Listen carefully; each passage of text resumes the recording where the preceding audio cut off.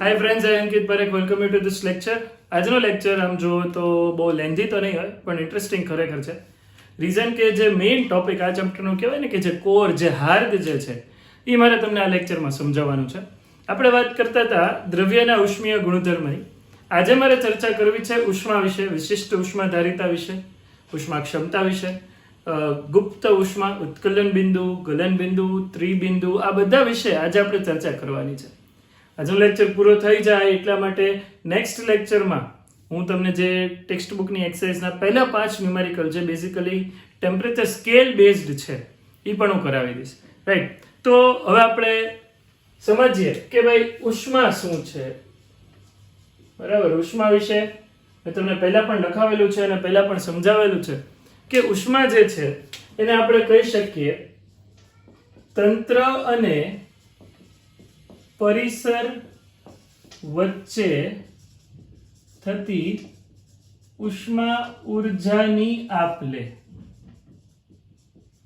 બરાબર, અથવા વિનિમય. આપલે અથવા વિનિમય. હવે તંત્ર એટલે શું? તો કે ધારો કે તમે એક ક્લાસરૂમને તંત્ર ગણો, બરાબર યાર, તો એની અંદર રહેલા બધા ઘટકો જે છે એની અંદર રહેલું ચેર, પંખા, એસી, વ્હાઇટ બોર્ડ, માર્કર, હું, સ્ટુડન્ટ્સ, આ બધા એના ઘટકો ગણાય છે. બારી બારણા દિવાલ જે છે એને આપણે એની પરિસીમા કહીએ છીએ, બાઉન્ડ્રી કહીએ છીએ, અને બહારનું જેટલું પણ છે એને આપણે એનું પરિસર કહીએ છીએ. તો તંત્ર અને પરિસર વચ્ચે ઉષ્મા ઉર્જાની જે આપલે થાય છે એને નામ આપ્યું ઉષ્મા. દ્રવ્ય માટે વાત કરીએ આપણે, એક વ્યાખ્યા જે છે ઉષ્માધારિતા. બરાબર, ઉષ્માધારિતા શું છે એ સમજીએ. ઉષ્માધારિતા અથવા એનું બીજું નામ છે ઉષ્મા ક્ષમતા. ઇંગ્લિશમાં એને કહેવાય છે હીટ કેપેસિટી.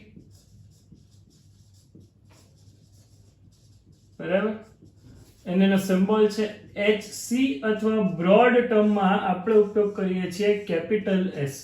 આપણે મોટા ભાગે આ કેપિટલ S નો ઉપયોગ કરશું. શું છે આ કેપિટલ S? કોના કોના ઉપર આધાર રાખે છે?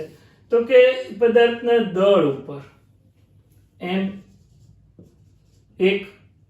બીજું તો કે તેના તાપમાનમાં થતા ફેરફાર ઉપર, તાપમાનમાં થતા ફેરફાર, ડેલ્ટા ટી. અને તેણે પોતે ગ્રહણ કરેલી ઉષ્મા, મેળવેલી ઉષ્માના ઉપર. ઉષ્મા, કઈ ઉષ્મા? તો કે મેળવેલી ઉષ્મા, ડેલ્ટા ક્યુ. બરાબર, અહીંયા આપણે એવું કહી શકીએ ઉષ્માધારિતાની જો મારે વ્યાખ્યા બનાવવી હોય, એની વ્યાખ્યા લખવી હોય, બરાબર, ડિફાઇન કરવું હોય ઉષ્માધારિતાને, ઉષ્મા ક્ષમતાને, હીટ કેપેસિટીને, કેપિટલ S ને, તો મારે લખવું જોઈએ કે આપેલા દળના પદાર્થ માટે અથવા આપેલા દળના પદાર્થનું તાપમાન 1 ડિગ્રી સેલ્સિયસ કે 1 કેલ્વિન જેટલું વધારવા જરૂરી ઉષ્માના જથ્થાને આપણે કહી શકીએ છીએ ઉષ્માધારિતા. બરાબર, આ વસ્તુ ધ્યાનથી સમજજો યાર. ઉષ્માધારિતા, ઉષ્મા ક્ષમતા, હીટ કેપેસિટી, કેપિટલ S. બીજી આની જો વ્યાખ્યા લખવી હોય તો કે આપેલી ઉષ્મા અને તાપમાનમાં થતા ફેરફારના ગુણોત્તરને, તાપમાનમાં થતા ફેરફારના ગુણોત્તરને આપણે કહીએ છીએ capital S, delta Q upon delta T. ઘણીવાર ડેલ્ટા કેપિટલ T, અહીંયા ઘણીવાર Q અપોન ડેલ્ટા T પણ લખેલું હોય છે. જે ઉષ્મા છે એને ડેલ્ટા Q ઓર ખાલી Q પણ ઘણીવાર લખેલું હોય છે, એટલે આ તમે યાદ રાખજો. તો આ જે મેં વાત કરી અહીંયા કેપિટલ S માટે જે છે Q અપોન ડેલ્ટા T દળ પર આધારિત છે, તાપમાનમાં ફેરફાર ઉપર આધારિત છે, અને એને મેળવેલી ઉષ્મા ઉપર આધારિત છે. આ વસ્તુ અગત્યની છે, સમજવાની છે. બરાબર, ધારો કે આપણી પાસે એક ગ્લાસ ભરીને પાણી છે અને એક ડોલ ભરીને પાણી છે. બંનેને હું ગરમ કરું અને બંનેને મારે 100 ડિગ્રી સેલ્સિયસ સુધી ગરમ કરવું છે, ઉકળે નહીં ત્યાં સુધી હું ગરમ કરું, તો તમે એક સમજી શકો છો કે ઓબ્વિયસલી ગ્લાસમાં રહેલા પાણીને જે તમારે ઉષ્મા આપવાની છે એની કરતાં ડોલને એટલા જ તાપમાન, ડોલમાં રહેલા પાણીને એટલા જ તાપમાન સુધી ગરમ કરવા માટે વધારે ઉષ્માનો જથ્થો આપવો પડે, વધારે સમય સુધી આપણે એને ગરમ કરતા રહેવું પડે છે. તો આ જે છે એ દ્રવ્યના જથ્થા પર આધાર રાખે છે. આ વસ્તુ તમે ક્લિયરલી સમજી લેજો. બરાબર છે. મેં શેની વાત કરી છે? ઉષ્માધારિતાની, ઉષ્મા ક્ષમતાની, કેપિટલ S. ઓકે, વાત કરીએ યાર વિશિષ્ટ ઉષ્માધારિતા શું છે, તો કે એમાં લખી દઈએ આ જ વ્યાખ્યા, પણ અહીંયા શું છે? આપેલા દળના પદાર્થનું, હવે એકમ દળના પદાર્થનું તાપમાન 1 ડિગ્રી સેલ્સિયસ કે 1 કેલ્વિન જેટલું વધારવા જરૂરી ઉષ્માના જથ્થાને વિશિષ્ટ ઉષ્મા અથવા વિશિષ્ટ ઉષ્માધારિતા સ્મોલ s કહે છે. આ કેપિટલ S હતું, આ small s. Capital S small s શું છે એ સમજાવી દો. એને લખી શકાય Q upon m delta T. Q upon m delta T, અથવા આ Q upon delta T તો કેપિટલ S છે, તો સ્મોલ s ના ઉપર લખી શકાય કેપિટલ S upon m. આનો એકમ શું થાત? આનો એકમ થાય જૂલ પ્રતિ કેલ્વિન. બરાબર, જૂલ પ્રતિ કેલ્વિન આમ લખી શકાય. ઓકે, જૂલ એ ઉર્જાનો એકમ છે અને કેલ્વિન જે છે ઈ આપણે કહીએ છીએ તાપમાનનો એકમ છે. જ્યારે આનો એકમ શું થશે? આનો એકમ થશે જૂલ, Q ઉષ્માનો એકમ, ડેલ્ટા T કેલ્વિન અને m કેજી. તો આનો એકમ થશે જૂલ પ્રતિ કેલ્વિન પ્રતિ કિગ્રા. લખાશે આવી રીતે, જૂલ પ્રતિ કેલ્વિન પ્રતિ કેજી. ઓકે, તો આ બંનેના જે છે એકમ છે. કેવું કે આનું પારિમાણિક સૂત્ર, તો ઉર્જાનું પારિમાણિક સૂત્ર તો ખબર જ છે ને યાર, m1L2T-2. આનું સૂત્ર ઉર્જાનું m1L2T-2 અને K-1. આ જૂલ માટે લખ્યું હજી K, તો આ થઈ જશે K-1. ઓકે, આનું સૂત્ર શું થશે? તો કે m1L2T-2 જૂલ, K-1 અહીંયા અને Kg-1 એટલે એક m જતું રહેશે, તો આનું સૂત્ર થશે m0L2T-2 K-1. હવે પારિમાણિક સૂત્ર ઉપરથી જ નક્કી થઈ જાય યાર કે આ દળ પર આધારિત છે. આના પારિમાણિક સૂત્રમાં દળ આવતું નથી, એટલે દળ પર આધારિત નથી. ધ્યાનથી સમજજો આ વસ્તુ. એકમ ઉપરથી કે સૂત્ર ઉપરથી અમને એવું લાગે કે અહીંયા તો m છે એટલે તો દળ ઉપર આધારિત હોય ને, રોંગ. આ એકમ દળ માટે છે એટલે વિશિષ્ટ ઉષ્મા. આ બહુ અગત્યની વસ્તુ સમજાવું છું તમને. આજે મેં વિશિષ્ટ ઉષ્માની વ્યાખ્યા લખી છે અહીંયા, સ્મોલ s એ દળ પર આધારિત નથી. પારિમાણિક સૂત્ર ઉપરથી વસ્તુ ક્લિયર થાય છે. જ્યારે આ કોના પર આધારિત છે? દળ પર આધારિત છે, તાપમાન પર આધારિત, તાપમાનના ફેરફાર પર આધારિત છે અને એને ગ્રહણ કરેલી ઉષ્મા પર પણ આધારિત છે. તો આ જે છે એ બેઝિક ડિફરન્સ હતો ઉષ્માધારિતા અને વિશિષ્ટ ઉષ્માધારિતા વચ્ચેનો. બરાબર, અને આધારિત બહુ બધા ન્યુમેરિકલ્સ આપણે કરવાના છે. હવે જે આપણે વાત કરીએ કે ભાઈ વિશિષ્ટ ઉષ્માધારિતામાં પણ જો પ્રતિ મોલ દીઠ હોય તો એને મોલર વિશિષ્ટ ઉષ્માધારિતા કહેવાય. દબાણ અચળ હોય તો એને CP કહેવાય, કદ અચળ હોય તો એને CV કહેવાય. જોઈએ, આ લખી લો પછી જોઈએ.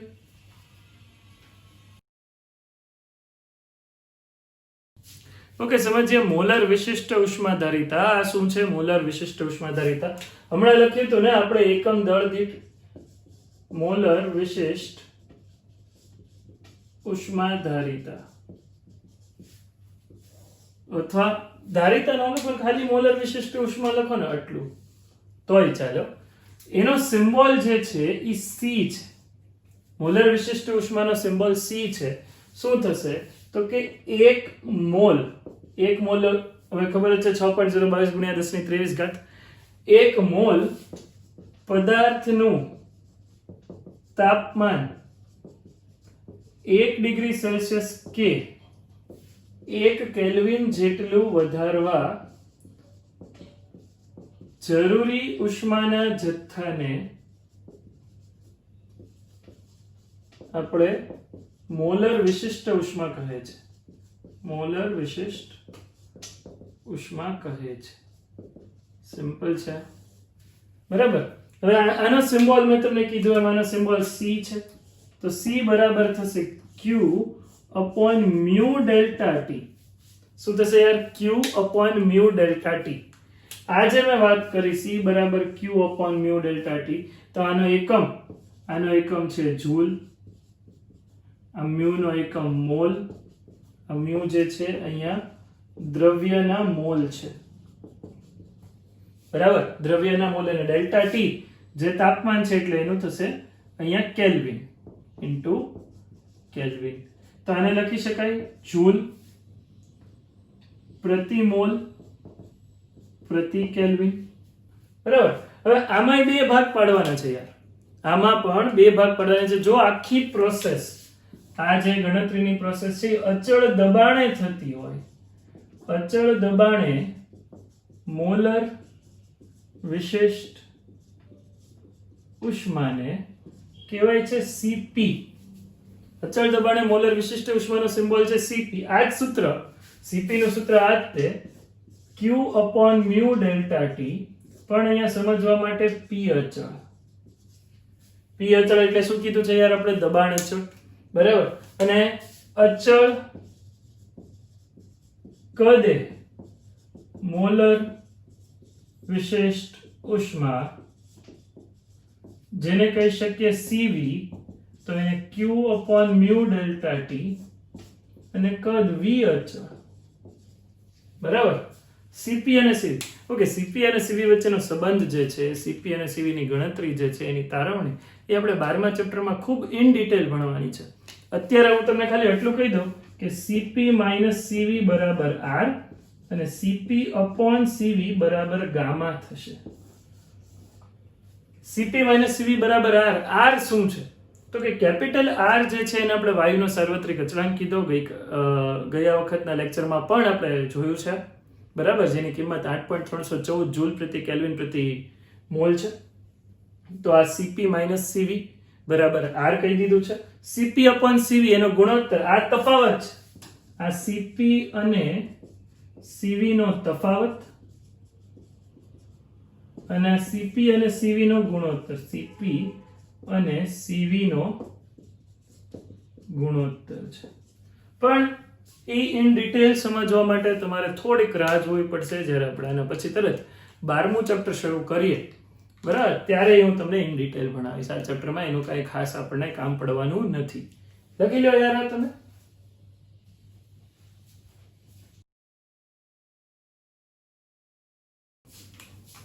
ઓકે, હવે સમજીએ ગુપ્ત ઉષ્મા અથવા લેટન્ટ હીટ, બરાબર. મારે જે તમને કહેવું છે એ છે ગુપ્ત ઉષ્મા અથવા લેટન્ટ હીટ, બરાબર. 3 પ્રકારની આપણે ગુપ્ત ઉષ્મા સમજતા હોઈએ છીએ. સૌથી પહેલી તો કે ગલન ગુપ્ત ઉષ્મા,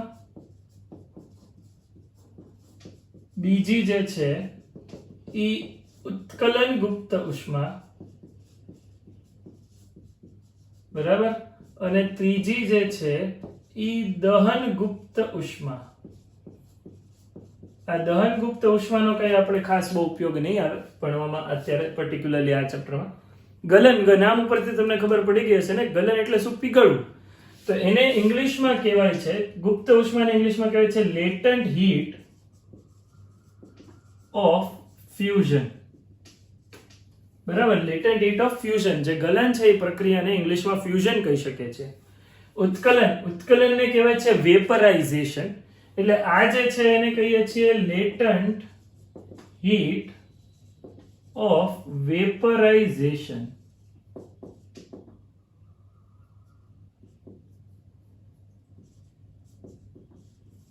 બરાબર. અને દહન ગુપ્ત ઉષ્મા જે છે એનું નામ છે latent heat of combustion, heat of કમ્બલ્શન.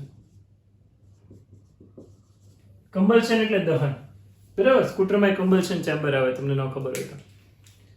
ગુપ્ત ઉષ્મા, લેટન્ટ હીટ આવું કેમ નામ આપ્યું? તો કે આ ખરેખર છુપાયેલી ઉષ્મા છે. આજે હું તમને સમજાવું કે કોઈ પણ પદાર્થ ઉષ્માનું શોષણ કરે છે કે ગુમાવે છે, તમને કેમ ખબર પડે? તમે કોમન સેન્સની વાત છે, તમે કહી શકો જો એનું તાપમાન વધે, તમે થર્મોમીટર રાખો પાણીમાં ડૂબાડેલું અને પાણીને ગરમ કરો. ધારો કે રૂમ ટેમ્પરેચરે તમે કરતા હોય 25 ડિગ્રી સેલ્સિયસ છે, પાણીને ગરમ કરતા જાઓ અને 50 ડિગ્રી સેલ્સિયસ પહોંચે તો તમને ખબર પડે હા એલા ભાઈ પાણી એ તો ઉષ્મા મેળવી. ધારો કે તમે એક થર્મોમીટરને એ 50 ડિગ્રી સેલ્સિયસ વાળું પાણી છે એમાં થર્મોમીટર ડુબાડી રાખો અને એ આખા જગને કે એ પાત્રને તમે ફ્રીજમાં મૂકી દો અને રેફ્રિજરેટરમાં તમે એનું અવલોકન કરતા જાઓ અને જુઓ કે આ તો તાપમાન નીચું આવતું ગયું. થોડા ટાઈમ પછી તમે જુઓ અને એનું તાપમાન 5 ડિગ્રી સેલ્સિયસ હોય તો તમે કહી દો તરત કે હા યાર આને તો 50 માંથી 5 થયું એટલે ઉષ્મા ગુમાવી. તો આ જે છે એ ઉષ્મા મેળવવી, ઉષ્મા ગુમાવવી એ વિશિષ્ટ ઉષ્માધારિતાની મદદથી કહી શકાય. પણ એવી પ્રક્રિયાઓ હોય કે જેમાં પદાર્થ જે છે ઉષ્મા મેળવે છે અથવા ગુમાવે છે પણ એનું તાપમાન બદલાતું નથી, તો આ પ્રકારની ઉષ્માને નામ આપ્યું છે ગુપ્ત ઉષ્મા. હું એક એક્ઝામ્પલ આપું. જેમ કે અત્યારે આપણી પાસે છે ને સૌથી બેસ્ટ એક્ઝામ્પલ છે ને ઉષ્માનું સમજવા માટે પાણીનું છે, બરાબર? એ સૌથી બેસ્ટ એક્ઝામ્પલ, કેમ કે એનો આપણે ડે ટુ ડે લાઈફમાં એટલો બધો ઉપયોગ કરતા હોય એટલે આપણને ખબર છે. જો સમજો, ધારો કે એક પાત્રમાં આપણી પાસે બરફ છે, બરાબર? આ બરફ છે. હવે આ બરફનું તાપમાન અત્યારે મેં અહીંયા થર્મોમીટર રાખી દીધું. અહીંયા આ થર્મોમીટર એની અંદર કહેવાય ને કે ખૂપેલું છે અને એનું 0 ડિગ્રી સેલ્સિયસ ઇન્ડિકેટ કરે છે. આ 0 ડિગ્રી સેલ્સિયસ ઇન્ડિકેટ કરે છે. થર્મોમીટર અંદર ને અંદર રાખું છું અને હું આને જે છે એ ગરમ કરું છું બર્નરની મદદથી, બરાબર? અહીંયા આ ઉષ્મા છે, આ બર્નર છે, જે છે એ યાદ છે ભાઈ, બરાબર? એટલે એક વસ્તુ તો નક્કી છે કે આ પાત્ર જે છે એ ગરમ થાય છે, એની અંદર આ બરફ રહેલો છે, બરાબર? 0 ડિગ્રી સેલ્સિયસ તાપમાને. તો હવે તમે કહેશો કે ઓકે ભાઈ આ બરફ તો પીગળવાનો છે ને, કોમન સેન્સની વાત છે. યાદ રાખજો યાર, જ્યાં સુધી પાત્રમાં રહેલો બરફ 100% પીગળી નહીં જાય ને ત્યાં સુધી તાપમાન નહીં વધે. હું આને ગરમ કરતો રહું તો થોડા ટાઈમ પછી હું જોઈશ તો મને જે છે એની અંદર, આ પાત્રની અંદર 0 ડિગ્રી સેલ્સિયસ વાળું પાણી મળશે. આ પાત્ર જે છે એની અંદર આ થર્મોમીટર ડુબાડેલું જ છે, બરાબર? આ ફિક્સ કરેલું થર્મોમીટર એ નહીં, એ 0 ડિગ્રી સેલ્સિયસ જ દેખાડશે. ક્યાં સુધી આવું દેખાડશે? જ્યાં સુધી 100% બરફનું પાણીમાં રૂપાંતરણ ન થાય. ક્લિયર છે યાર? તો આ જે ઉષ્મા આપી એમાં તાપમાન તો વધતું નથી, પણ તમને ખબર છે કે યાર આ જે બરફ છે એને ઉષ્મા મેળવી છે, કેમ કે તમે એને ગરમ કર્યું છે. અહીંથી બહારથી ઉષ્મા આપી, બરફે ઉષ્મા મેળવી, પણ તાપમાન તો વધતું નથી. તો આ પ્રકારની ઉષ્માને નામ આપ્યું છે રૂપાંતરણની ઉષ્મા અથવા ગુપ્ત ઉષ્મા. આ જે ગુપ્ત ઉષ્મા છે એનું બીજું નામ રૂપાંતરણની ઉષ્મા છે. રૂપાંતરણની ઉષ્મા. આ અવસ્થા ચેન્જ થઈ ને, પેલા આ જે છે એ H2O કયા સ્વરૂપે હતું? ઘન. અને એમાંથી કયા સ્વરૂપમાં કન્વર્ટ થયું છે અહીંયા? તો કે ભાઈ પ્રવાહી. તો અહીંયા જે વચ્ચેના ગાળામાં તમે જેને ઉષ્મા આપી છે ઈ કઈ ઉષ્મા કહેવાશે? રૂપાંતરણની ઉષ્મા, બરાબર? હંમેશા યાદ રાખવું કે જ્યારે પદાર્થની અવસ્થા બદલાતી હોય, બરાબર, એનો ફેઝ, અવસ્થાને ઇંગ્લિશમાં કહેવાય છે ફેઝ. આપણે ફેઝ ડાયાગ્રામ આજના લેક્ચરમાં જોવાનો છે. અવસ્થા બદલાતી હશે ત્યારે તાપમાન બદલાશે નહીં. અવસ્થા બદલાશે ને ત્યારે તાપમાન નહીં બદલાય, તાપમાન બદલાશે ને ત્યારે અવસ્થા નહીં બદલાય. બીજું એક્ઝામ્પલ હું તમને આપું. ધારો કે આ પાણી છે, હજી એને ગરમ કરતો જ જાઉં તો મેક્સિમમ એને 100 ડિગ્રી સેલ્સિયસ સુધી ગરમ કરી શકીશ યાર. પછી એનું વરાળમાં રૂપાંતર થવાનું સ્ટાર્ટ થશે. પછી હું એને ગરમ કરતો જઈશ ને તોય તાપમાન 100 નું 100 જ રહેશે. ક્યાં સુધી 100 રહેશે? જ્યાં સુધી સંપૂર્ણ 100% પાણી વરાળમાં રૂપાંતરણ નહીં થાય. એને લેટન્ટ હીટ ઓફ વેપરાઇઝેશન, ઉત્કલન ગુપ્ત ઉષ્મા કહેવાય છે. એટલે રૂપાંતરણની પ્રક્રિયામાં ક્યારેય તાપમાનમાં વધારો ઘટાડો થશે નહીં. 0 ડિગ્રી સેલ્સિયસ બરફનું ગલન બિંદુ કહીએ છીએ, 100 ડિગ્રી સેલ્સિયસ પાણીનું ઉત્કલન બિંદુ કહીએ છીએ, અને વેપર પોઈન્ટ પણ કહેવાય. ગલન બિંદુ જે છે ને આઈસ પોઈન્ટ કહેવાય છે આમાં પાણી માટે. આ વસ્તુ તમને ખબર જ છે. પણ આ જે ઉષ્મા છે, બરાબર, એને કઈ ઉષ્માનું નામ આપ્યું? આ જે છે અહીંયા ગલન ગુપ્ત ઉષ્મા છે, તો એને નામ આપીએ છીએ LF. અને સિમ્બોલ ગલન ગુપ્ત ઉષ્માનો સિમ્બોલ હું અહીંયા લખી દઉં. મેં કેમ નથી લખ્યો યાર? લખી દઉં છું. આને LF કહેવાય છે, આને LV કહેવાય છે, આને LC કહેવાય છે. લેટન્ટ હીટ ઓફ ફ્યુઝન, બરાબર. ગલન ગુપ્ત ઉષ્માને આપણે કીધું છે LF. તો એક હવે હું તમને જે છે એ એક ચાર્ટ આખો ડ્રો કરી દઉં છું. જેમાં વિશિષ્ટ ઉષ્માધારિતા પણ આવી જશે અને જેમાં બધી ગુપ્ત ઉષ્માઓ પણ આવી જશે. આ ચાર્ટ તમે કરો ને યાર, એટલે તમારો જે કઈ નાના મોટા ડાઉટ હોય એ પણ ક્લિયર થઈ જશે. બીજી અગત્યની વસ્તુ કે આ ચાર્ટ આધારિત એક જ દાખલો મારે પહેલા તો કરાવવો છે, બરાબર? એ દાખલો કરશો એટલે તમને આ બધા જ કોન્સેપ્ટ ક્લિયર થઈ જશે. અને જેવો આ ટોપિક હું પૂરું કરું એવું એના પછી જે છે એ તમને થિયરીના પોઈન્ટ્સ તમારી સ્ક્રીન સામે આવશે. એ તમે વાંચી જજો line to line video pause કરીને, 1 by 1 બધા પેજ આવતા જશે. અને પછી પાછું આ ઇન્સિસ્ટ કે તમે વિડીયો રિવાઇન્ડ કરી બધું વાંચી લો અને પછી વિડીયો રિવાઇન્ડ કરીને ફરીથી એકવાર જોજો, તો એ તમને વધારે ને વધારે જે છે એ ક્લેરિટી આવતી જશે. અને એ જ ક્લેરિટી આપણને કામ લાગશે દાખલા અને એમસીક્યુમાં. આ ચેપ્ટરના દાખલા અને એમસીક્યુ કોમ્પિટિટિવ એક્ઝામ માટે ખૂબ અગત્યના છે. જોઈએ આપણે ચાર્ટની વાત કરીએ તો અહીંયા જે હું ચાર્ટ ડ્રો કરું છું, એક ડાયાગ્રામ, એક ગ્રાફ ડ્રો કરું છું. કયો ગ્રાફ છે? તો કે આ ગ્રાફ છે ઉષ્મા વિરુદ્ધ, ધ્યાનથી સાંભળજો ભાઈ, સોરી, આ જે ગ્રાફ છે એ તાપમાન વિરુદ્ધ ઉષ્માનો છે. અહીંયા T ફોર ટેમ્પરેચર, તાપમાન, અને અહીંયા Q ફોર ઉષ્મા, તાપમાન વિરુદ્ધ ઉષ્માનો ગ્રાફ છે. આમાં હું બધી જ વિશિષ્ટ ઉષ્માધારિતા અને બધી જ ગુપ્ત ઉષ્માઓ જે છે એ આપણે કવર કરી લેવાના છીએ. પહેલી અને બીજી, દહનની આમાં વાત નથી થતી. તો સૌથી પહેલા ધારો કે અહીંયા એક પાત્રની અંદર બરફ રાખેલો છે અને આ બરફનું તાપમાન -10 ડિગ્રી સેલ્સિયસ છે, બરાબર? આ બરફ છે એનું તાપમાન -10 ડિગ્રી સેલ્સિયસ છે દોસ્ત. હવે તમે આને ગરમ કરો. જો આને ગરમ કરો, અહીંયા હું છે ને ગરમ કરતો જ જાઉં છું. આ જે છે એ મીણબત્તી જેવું મેં ડ્રો કરવાનો પ્રયત્ન કર્યો પણ થઈ નહીં. આ બર્નર આપણે રાખી દઈએ કે ઇન શોર્ટ આ પાત્રને કોઈ પણ રીતે આપણે સતત ઉષ્મા આપતા જઈએ છીએ, ગરમ કરતા જઈએ છીએ. તો હવે શું થશે? બરફનું ગલન બિંદુ કહીએ અથવા બરફનું પાણીમાં રૂપાંતરણ થવા માટેનું બિંદુ કહીએ 0 ડિગ્રી સેલ્સિયસ છે. તો પહેલા તો એનું તાપમાન વધી અને 0 ડિગ્રી સેલ્સિયસ થશે. આ પોઈન્ટને આપણે 0 કહીએ છીએ. તો સૌથી પહેલા આ પાત્ર અહીંયા ક્યાંક મને મળશે, બરાબર?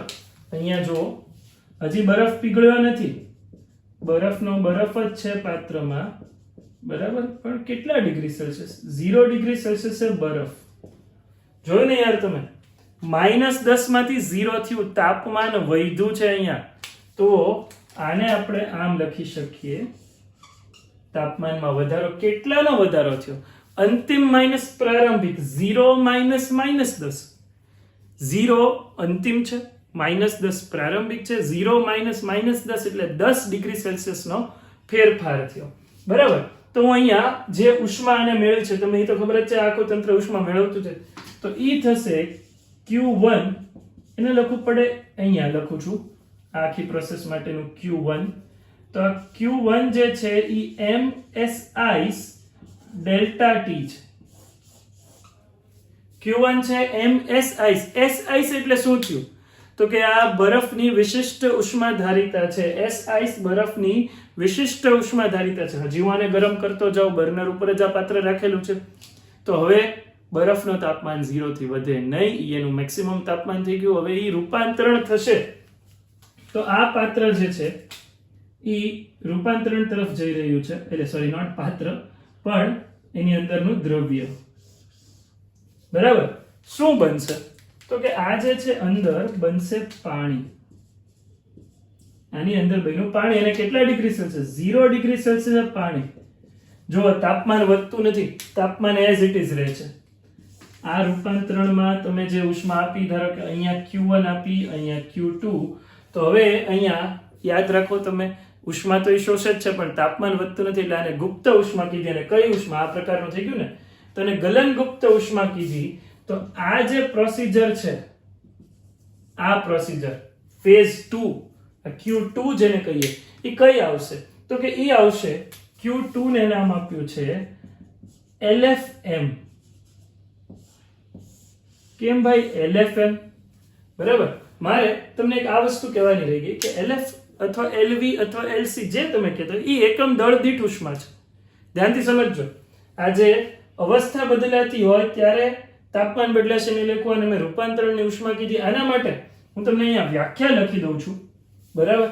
આ LFM ની વ્યાખ્યા લખવાની બાકી હતી મારે, તો છે થર્મોમીટર નાનું કરી દઈએ અને ગુપ્ત ઉષ્માની વ્યાખ્યા આપણે અહીંયા લખી દઈએ ભાઈ. તમે પહેલા સાથે જ ટપકાવી દેજો, બરાબર. શું છે ગુપ્ત ઉષ્માની વ્યાખ્યા અથવા રૂપાંતરણની વ્યાખ્યા? તો ગુપ્ત ઉષ્માની વ્યાખ્યા કંઈક આવી થશે: એકમ દળના પદાર્થનું સંપૂર્ણ એક સ્વરૂપમાંથી, એક સ્વરૂપ અથવા અવસ્થા, બંને શબ્દ લખી શકે. એક અવસ્થા લખીએ, વધારે પ્રોપર છે શબ્દ. અવસ્થા એટલે ફેઝ, ઘન પ્રવાહી વાયુ અવસ્થા છે. અવસ્થામાંથી બીજી અવસ્થામાં, સંપૂર્ણ 100% અવસ્થામાં રૂપાંતરણ કરવા જરૂરી ઉષ્મા, બરાબર. આને કઈ ઉષ્મા કીધી છે દોસ્ત? ગુપ્ત ઉષ્મા. આને મેં નામ આપી દીધું છે, બરાબર, ગુપ્ત ઉષ્મા. કઈ ઉષ્મા નામ આપ્યું છે? ગુપ્ત ઉષ્મા. ઓકે, એની વ્યાખ્યા તો કે L બરાબર, આ સિમ્બોલ લેટન્ટ હીટ, L બરાબર, સિમ્બોલ એનો L છે, Q છેદમાં M. L બરાબર સિમ્બોલ છે Q છેદમાં M. ઓકે, Q ને સૂત્ર ન કરતા બનાવું તો LM થઈ જાય ને. રૂપાંતરણ થતું હોય ને ત્યારે LM અને બાકી MS ડેલ્ટા T, બરાબર છે. તો Q2 ને આપણે LFM કીધું તો સમજાણું ને. LF કેમ આવ્યું? ફ્યુઝન છે. પાછા અહીંયા આગળ વધીએ, બરફને -10 માંથી 0 એ પહોંચાડ્યું, તાપમાન વધ્યું તો MS ડેલ્ટા T. અહીંયા તાપમાન નથી બદલાતું, રૂપાંતરણ થાય. રૂપાંતરણ થાય ત્યારે તાપમાન ન બદલાય, તાપમાન બદલાય ત્યારે રૂપાંતરણ ન થાય. જી ગરમ કરતા જઈએ પાણીને તો પાણીનું તાપમાન મેક્સિમમ 100 ડિગ્રી સેલ્સિયસ સુધી વધારી શકે છે, એનાથી વધી શકે નહીં. તો ધારો કે અહીંયા પાત્ર જે છે એનું તાપમાન અહીંયા કંઈક 100 ડિગ્રી સેલ્સિયસ થઈ જાય છે. આ પાત્ર એનું એક છે, હું થોડુંક નાનું ડ્રો કરું છું, મારું બોર્ડ પૂરું થવા આવી ગયું. તો કે આ જે છે ને યાર, એ 100 ડિગ્રી સેલ્સિયસ પર પાણી છે. આ શું થયું? 100 ડિગ્રી સેલ્સિયસ ઉપર પાણી. હવે કઈ ઉષ્મા? આમાં તો તાપમાન વધ્યું છે. અહીંયા આ અક્ષ પર આ 100 ડિગ્રી સેલ્સિયસ છે, અહીંયા બરાબર તાપમાનની કિંમત લખી. તો હવે તો તાપમાન વધ્યું છે, તમારે LM લખવું જોઈએ કે પછી MS ડેલ્ટા T? તાપમાન, જો ડેલ્ટા T એટલે તાપમાનનો ફેરફાર, તો MS ડેલ્ટા T લખવું પડે. પણ અહીંયા SI હતું કેમ કે બરફનું તાપમાન વધતું હતું. અહીંયા Q3 આપણે લખશું MSW ડેલ્ટા T. આ ગાળા માટે Q3 કેટલું થશે? MSW delta T. SW ને કહેવાય છે પાણીની વિશિષ્ટ ઉષ્માધારિતા.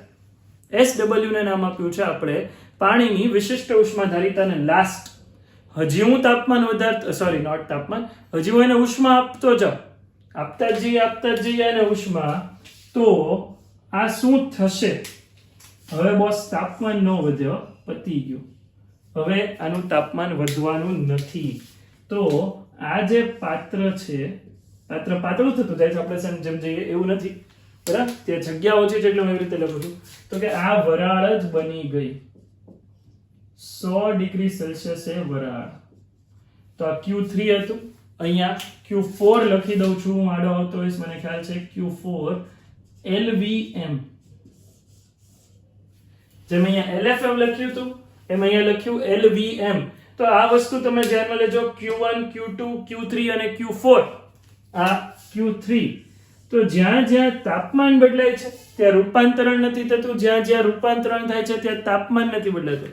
આ ચાર કિંમત SI, LF, LV અને SW, આ ચાર કિંમત તમારે યાદ રાખવાની છે. આપણે દાખલો કરશું એટલે કરાવીશ એને, અને પછી મેં તમને કીધું એમ કે જે થિયરી ફ્લેશ થશે તમારી સામે, એમાં પણ આ બધી જ કિંમતો લખી છે. તો બે વસ્તુ જે છે યાદના લેક્ચરમાં આપણે કઈ તો કે પહેલી વસ્તુ આપણે સમજ્યા છીએ વિશિષ્ટ ઉષ્માધારિતા, જ્યાં તાપમાન બદલાતું હોય, MS ડેલ્ટા T કહેવાય, Q ને સૂત્રનો કરતા બનાવો તો. અને અહીંયા LM ની વાત કરી છે આપણે. L જે છે એને આપણે નામ આપ્યું છે અહીંયા કે ગુપ્ત ઉષ્મા છે ને M દળ છે, LF અને LV. એટલે કમ્બલ્શન વિશે કદાચ એકાદ દાખલો આવે છે ત્યારે સમજાવીશ, બાકીની જરૂર નથી. સો આ તમે લખી લેજો. Right, see you in the next lecture. Bye, thank you. વાંચવાનું ભૂલતા નહીં. વિડીયો પોઝ કરો, હવેનું જે આવે એ વાંચી લો. બાય.